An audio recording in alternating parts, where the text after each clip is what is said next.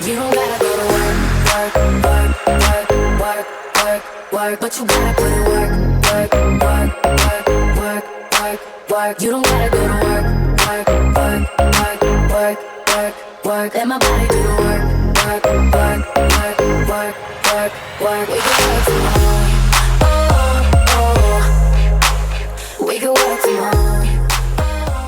So I'm gonna start by priming my eyes. I'm going to use the Thank Me Later eyeshadow primer by Elizabeth Mott. This is going to help my eyeshadow stay on throughout the day and also to not crease and settle in the little fine line. Especially with me having hooded eyes, if you have hooded eyes, you know that you can get a lot of creasing in all the eye folds that you have because there is excess skin / eyelid. So yeah, this will help with that. So today I'm going to be using the Morphe palette, the Jaclyn Hill palette that she created with Morphe. And if you don't have this palette, you can just use similar tones. I'm using cool tone browns here, and then this really pretty like champagne-y color right here. So anything similar to this will work. It does not have to be this by any means. And you don't even have to use the same colors, just the same technique. I'm going to use my MAC 224, and this is my favorite blending brush ever. It's so fat and fluffy and soft. This one, the MAC 217, and the Morphe B80.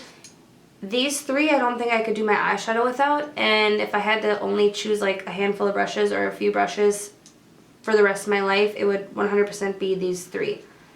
I mean, that would suck to lose all the face brushes, but like, I cannot do my eyeshadow makeup without these. So this is the first color I'm starting with. This is going to be my transition shade. It's a very light brown, and any light brown like this will work. So I'm just going to slowly push my brush down on the outer corner of my eye and then buff this in the crease. And then once I've done this for a good second and most of the pigment is off the brush, then I just kind of make circular motions on top. And the transition shade isn't always something that you're actually going to be able to see a huge difference.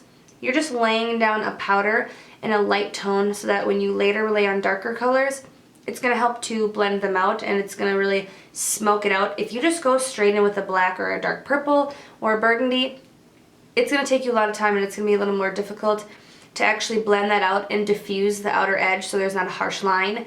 This is just going to help that process. I'm mostly focusing on the outer corner of my crease, but I'm not being afraid of taking it in either because I really want this to be as rounded as I can get it and very smoked out. So I'm bringing some in the inner corner. I'm not leaving, you know, that completely blank and having all the color on the outside corner here. I'm next going to go into the one right below here, and I'm actually just going to work my way down the line here. So I'm using this as my transition shade, this to deepen my crease, this to really more focus on the outer edge and as well deepen the crease a little more precisely. And then this is going to be my lid color. So now with my 217 from MAC, I'm going to go in with that darker shade. And this one is going to be the same. I'm just going to put it in the outer corner. And once I've kind of worked on that for a second, then I start to move my brush around, because if I do that initially, there's too much product on it and it's just kind of going to make a mess and it's not going to be exactly where I was intending for it to go. But if you really lay down most of the product, then you can kind of take your brush after and this is going to help you blend out without having to worry about, you know, it getting too high or misplaced, as you could say. So now with my Morphe B80, which I love because it's tapered and it kind of comes to a point, but it is nice for blending also because it does have some thickness and a little fluffiness. I'm going to go one more down. So this is where we started, down, down to this darker one. Sorry if that was my middle finger. I did not mean to flip you off. And I'm going to really focus that right where like my crease is / should be, where I feel the outline of my eyebrow. And one thing I've learned, and a little trick, I feel like I can make my eyes look a lot bigger as well as round them out.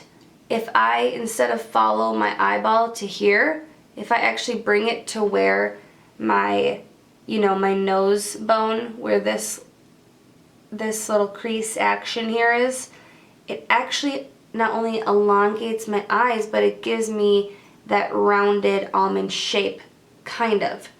But you have to be very careful when you do it, because you can definitely go too much and it's just going to be like, whoa, like avant-garde, smoky, bush brows type of look. And I'm not really going for that. I mean, I could say I was if I wasn't, but I'm not.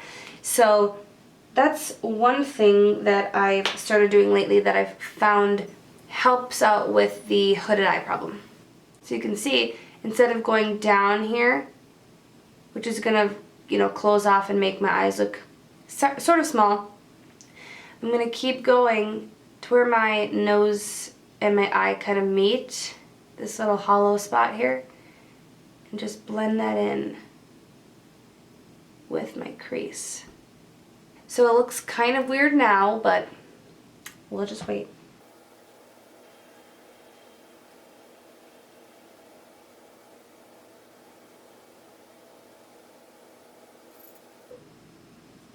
Then I'll go back in with the 217 in one of the two lighter shades and buff that. And then I'll always go in with the big fluffy one that I started with, and with no additional product or just a really light shade, and just buff the mother effer out of this eye because I want it really like smoked out and gradient. So now I'm going to take just any like really dense flat synthetic brush. This is a Luxe 211 concealer brush. And you can see it's, you know, it's thinner and more dense. And the synthetic is important because it's not going to absorb all your product. It's just going to lay it nice and packed on your lid. So we're going to be using this shade now. It does have some sheen and a little sparkle to it.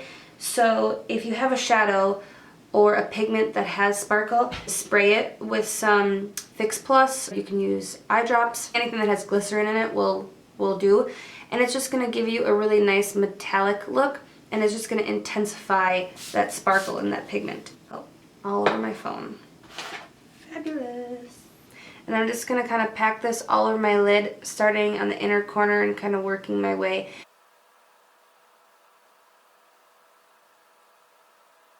And I'm just packing it on my lid, trying to keep a very round shape to make my eyes look very elevated right here, which is going to make the center pop out and give me more of a creased almond shaped eye. So once that's dry, I'm going to go back in with the Morphe brush and a little bit of that second shade or even the darkest one and go over the outer edge once again.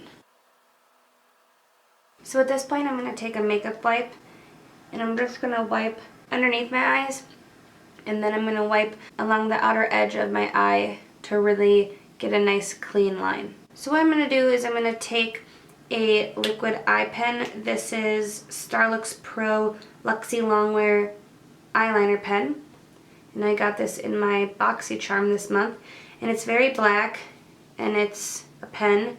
It's similar to the Kat Von D tattoo liner, and I'm not going to do a wing or anything. You totally could, that would be beautiful, but for tonight I'm just going to very tightly line my top lash line. Now I'm going to curl my lashes a little bit, just a tiny bit, just a little pump. And then I'm going to do a coat of mascara. So I'm actually going to apply falsies, which I don't always do because my eyelashes are fairly long, but because this is something that's more dark and higher up, I want to add the lashes because I feel like the eyeshadow can be a little overwhelming if you don't have the lashes to go along with it. So I'm going to pop those on quick. So now that I have my lashes on, I'm going to go ahead and do my skin. Lately I've been really dry, especially winter months, and I live in Minnesota, so it gets very dry. I need a lot of extra moisture when I do foundation or else I will look hella flaky. So I'm going to start with my Clinique Dramatically Different lotion, and I use this one during the day, and then I have a cream that I use at night. So after I've done that, lately what I've been doing, which I've found helps a lot, this E.L.F. moisture stick. So I'm just going to And it's just like a little glue stick looking thing. I used to have pretty much perfect skin, like combination, not acne prone, just very youthful and nice my whole life. And in the past year, my skin has completely changed. It's dry, or it's too oily, or I get acne and breakouts. I mean, I don't know what it is. I started taking better care of my skin in the past 2 years than I have in my entire life, and it's been the worst I've had. I don't know if it's just getting older or because of what I've done. Now my skin's really sensitive. It's unfortunate because now I'm into makeup and skincare more than ever, and I feel like I'm just having a really hard time getting my skin to just chill the out.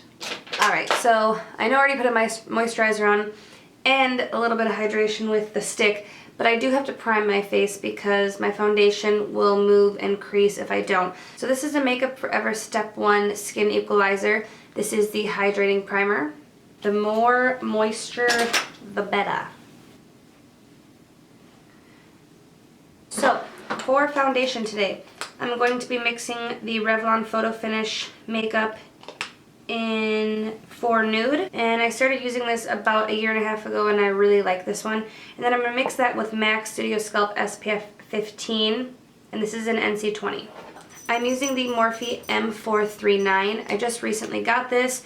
I really want to like it, but I don't know. It doesn't press my foundation into the skin as much as my F80 from Sigma does. Even when I press and then buff, it just still seems like it's laying on the surface of my skin. See, even my lightest foundations are too dark for me. Yeah, I don't know. It just looks very streaky. I don't like it. So I'm going to use my trusty F80 because this is just perfection. I will be using the Makeup Forever Ultra HD Invisible Cover Concealer. So I'm just going to put a little bit on the back of my hand and use a Morphe M173 to place it in a V shape under my eye. I'm going to follow that line that I made with my eyeshadow because I really want to accentuate that and kind of follow this wing and really elevate and open up and lift my eyes. And then I'm just going to press that in with a damp Real Techniques sponge, or a Beauty Blender works, whichever one you prefer. I've kind of been liking the Real Techniques one lately. It's very fat and fluffy, and I feel like it doesn't pick up as much product as the Beauty Blender does. Or at least it doesn't feel like it's wiping away as much product as the Beauty Blender does. I'm just pressing this into my skin. This is going to help kind of sink everything in and make it look very luminous and hydrated and not dry and cakey. Because that's not, you know, a good look that I wear on a daily basis. Okay. I got a little buddy right here. There's a couple of them. Oh, if they think they're checking in for the weekend, they are wrong. We are not vacant, my friend. You can go home. Then I'm going to go ahead and take this Statement Skin Highlighting Crayon, which is freaking amazing. I love it so much. I'm obsessed with it. It's a cream highlighter stick, and I like putting this on even when I'm not wearing makeup because, like I said, I've been dry, and this just gives me this luminosity. So once I've put this on the high points of my face, I just press it in with a damp beauty blender, which I already did. Now I'm going to use a cream contour product, actually 2 of them.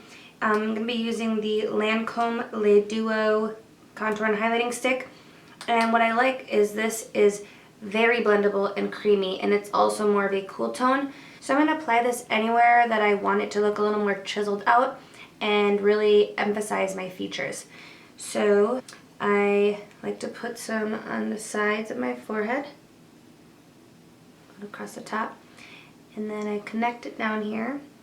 And from about the top of your ear to the corner of your mouth, stopping right at the center of your eye or by the apples, you just make a line. And I actually made a contour and highlight video which goes into detail the reason why we do this, what the dark matte tone does for your skin, and what the highlight does to trick your eye into looking elevated because of lights and the reflection and all that stuff. It goes into depth. So if you are interested at all in learning about that, just check that video out. I will link it below in the description box if you'd like to see it. So this one has a little more warmth to it, so I'm just going to use this kind of as, this is like my cream contour, and this would be like a cream bronzer, if you will. The Bobbi Brown foundation stick, and this one is in Almond 7. I'm just going to take a stippling brush. My cat's going crazy, I apologize. And I'm just going to blend this into my skin. As I blend this, I'm only going to pretty much blend upwards. I don't want to blend down. I want to bring it up. Kitty, calm down. Hey, get. That's what I thought.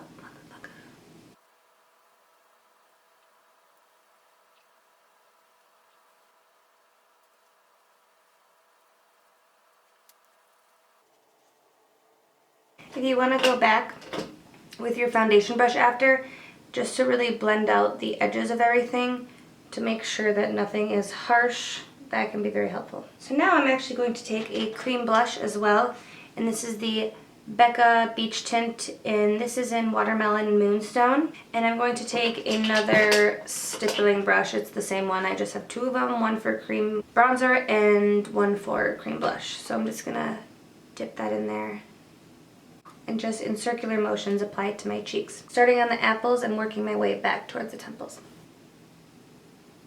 And I like this for in the winter because, like I said, my skin is dry, so using a lot of cream products keeps that fresh, dewy finish to your face. The reason I put the cream highlighter underneath everything was because I wanted it to blend out a lot by the time that I was done applying the rest of my products.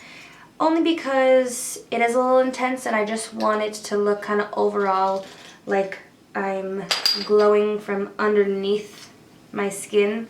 Alright, so now I'm going to set my under eye concealer, and for this I'm going to be using this Youngblood's Mineral Rice Setting Powder in Light. And I'm going to be using a Morphe E48 brush to do this. And it's really important to set your under eyes because with especially cream and liquid concealers and products, they seem to find a way to settle in lines. I will also do a little on the chin, the lip, and a tiny bit on the forehead. Not much, but a tiny bit. I'm just going to take my Infallible Pro Matte Powder, and I'm just going to use this to kind of, I guess, blend the foundation onto my neck because it was a little bit darker. Now we're going to work on the lower lash line. So I'm going to take my E15 by Sigma, this definer brush, and go back in with that dark shadow that we used. And I'm just going to press this onto my lower lash line, starting at the outer corners. Then I'm going to take this deeper kind of chocolatey burgundy red, and I'm going to take this tiny little M559 brush, and I'm just going to press that even more precisely in the outer corner of my eye. Then I'm going to take a pencil brush, the E30 from Sigma, and I'm going to go in that first shade that we did, that transition shade, and I'm going to use that to buff these darker colors out. And I kind of will like blend it with my eyeshadow on top just to kind of connect everything. I have like a little thing of glitter in my eyebrow and it's driving me crazy. There we go. Speaking of eyebrows, let's get those bad boys taken care of. So I'm using my Anastasia Beverly Hills Brow Wiz in soft brown. It's my favorite, and I just got a new one because I ran out.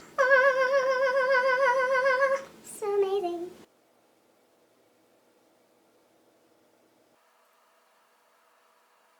And I just do like little hair-like motions to mimic the brow hairs. And I've found that since I've started doing this, instead of just, you know, drawing and filling in, I truly feel that it just makes it look a little bit more natural. Obviously filled in brows are pretty obvious, but it doesn't have to look obvious bad. It can just look very nice and cleaned up and shaped. And especially if you do this technique where you're just kind of mimicking little brow hairs, it seems to be the best way I've found to do it. Kitty agrees with me. So next I'm going to take this shade right here. I'm just going to use this to highlight my inner corners and my brow bone. For this step, I'm going to use this little buddy, M72 from Morphe. And I'm just going to put some mascara on my lower lash line. Ugh, when your eyelashes stick together. They're like, we're a team, you can't separate us. We made a bond. Sisterhood. I appreciate and respect that, but some of you just have to realize you're bottoms, you're not tops. You gotta hang out with the bottoms. Sounds really messed up, but that's life. I am referring to my lashes, by the way, not whatever you people were thinking. We're wrapping up. We would just finish off the face. My tried and true Sigma Tapered Highlighter F35. And today I'm going to use the Mary Luminizer because I figured let's just go crazy. It's kind of more like a bronzed eye look, and let's just do the damn thing, okay?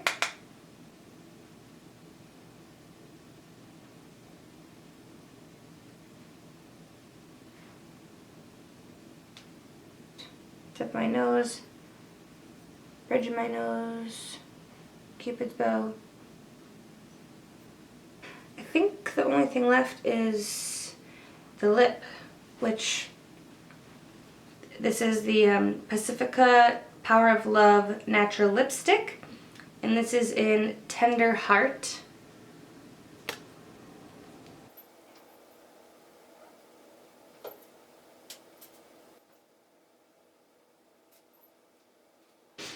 And I'm going to top it off with the Laura Mercier lip glaze in Blush, which is very similar in color. It's just a gloss. Yeah. This is the final look. I hope you guys enjoy, and if you have any videos you'd like me to do, then let me know. Sure. Oh yeah, girl gotta work for me. Can you make it clap? No hands for me. Take it to the ground, pick it up for me. Look back at it all, I'm for me. Put in work like my time she ride it like a 63. I'ma buy a new Celine. Really meh. You know, like, I can't think of the word, but if I would make a noise to describe that word, it would be meh. Oh, okay. Ooh. You know, I watch like makeup tutorials on a daily, hourly basis, unless I'm at work. But if this got like mad fudged up, I don't know what I would do. Would I have to sleep with like one of my eyes open? Like, you know, I don't know. Anyhow, brushes cost money. Look, we have back there. Oh, okay. Slinging. And those little fine lines and crevices that we have all over our bodies.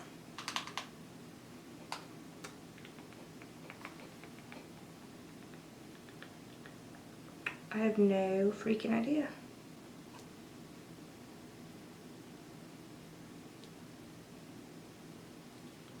Yeah, I don't know. It doesn't say. I need you to be higher up, my friend. 1:54 in the morning. Yeah, it's the only time that I can film. Oh my gosh. Good old chipstick. Okay, especially since I've been dry, because it looks like I'm dewy and not dry. Pretty pigmented though, so you could actually just, girl, hey, calm down. 2:30 in the fucking morning.